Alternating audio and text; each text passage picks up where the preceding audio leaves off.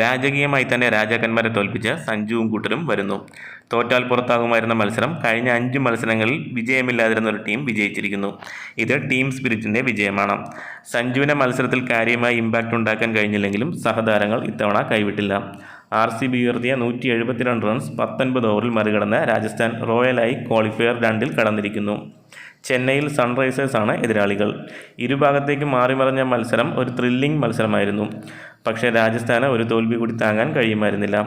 ബോൾട്ടും അശ്വിനും ജയ്സ്വാളും പരാഗും ഹിറ്റ്മെയറുമെല്ലാം കൃത്യസമയത്ത് തിളങ്ങി ടീമിനെ വിജയിപ്പിച്ചു. അതെ, ഈ തിരിച്ചുവരവ് രാജകീയം തന്നെ. ആഗ്രഹം പോലെ തന്നെ ടോസ് നേടിയ സഞ്ജു ബോളിംഗ് തിരഞ്ഞെടുക്കാൻ രണ്ടാമതൊന്ന് ആലോചിക്കേണ്ടി വന്നില്ല.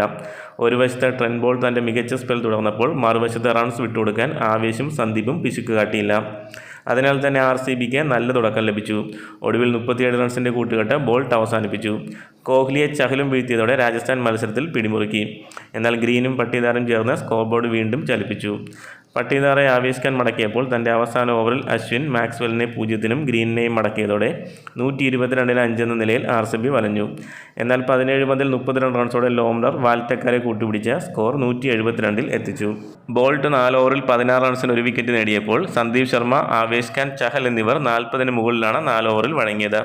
അശ്വിൻ 4 ഓവറിൽ 19-ന് 2 വിക്കറ്റ് നേടി. മറുപടി ബാറ്റിംഗിൽ മികച്ച തുടക്കമാണ് രാജസ്ഥാന് ലഭിച്ചത്. 46 റൺസിൻ്റെ ഓപ്പണിംഗ് പാർട്ണർഷിപ്പ്. ജയ്സ്വാൾ അതിവേഗം സ്കോർ ചെയ്തതാണ് രാജസ്ഥാന് തുണയായത്.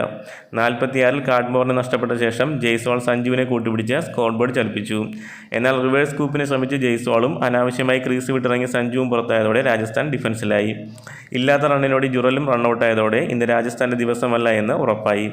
എന്നാൽ 4-ന് 112 എന്ന നിലയിൽ നിന്ന് ഇമ്പാക്ട് പ്ലെയറായി എത്തിയ ഹിറ്റ്മെയർ ക്ലിക്കായതോടെ കാര്യങ്ങൾ മാറിമറിഞ്ഞു. താൻ വിശ്വസ്തനായ പോരാളിയാണെന്ന് പരാഗ് ഒരിക്കൽ കൂടി തെളിയിച്ചു. ഈ സീസണിൽ വെറും 50-ൽ താഴെ മാത്രം പന്തുകൾ കളിച്ച് പരിക്കേറ്റ് പുറത്തായ ഹിറ്റ്മെയറാണ് ആവശ്യ സമയത്ത് ഇടിമിന്നലായി വന്ന് ടീമിനെ വിജയിപ്പിച്ചത്. സഞ്ജുവിനും ആഹ്ലാദിക്കാം. 2ാം തവണയും ടീമിനെ ക്വാളിഫയറിൽ എത്തിച്ചിരിക്കുന്നു.